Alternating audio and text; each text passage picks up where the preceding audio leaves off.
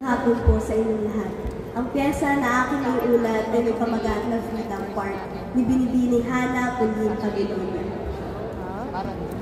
Estranghero, ang kalayaang naghihintay sa dulo nitong eskinita. Sa ng bayan isa, unang araw ng pasukan, magaling na tour guide, ang kaklase namin si Andrea. Pinangangalanan ang lahat ng nakakasalamuha, bulaklak, kapitbahay, maging mga dahon at gagamba.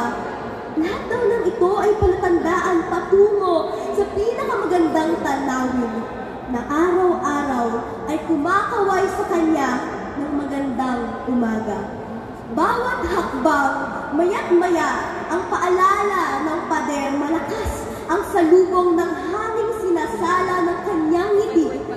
Mga batang kaming sabik na sabik lumaya, handang-handa na kami mamangha sa lawak nitong paraiso, ngunit ibang ginhawa pala ang nag-aabang sa amin sa dulo.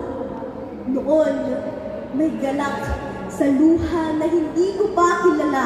Ilang taon na ako rito sa San Mateo, ngunit ngayon ko lamang napagtanto na si Andrea ang isa sa pinakamagagandang tanawin na natagpuan ko.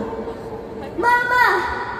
Nakatinig ako sa kanya, balot ng alingaw-ngaw ng pag-ibig sa hangin.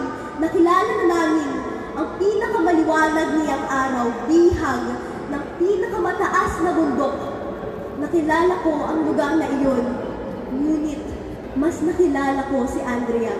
At naiintindihan ko na ngayon kung gaano kataas ang pangarap niya. Salamat po.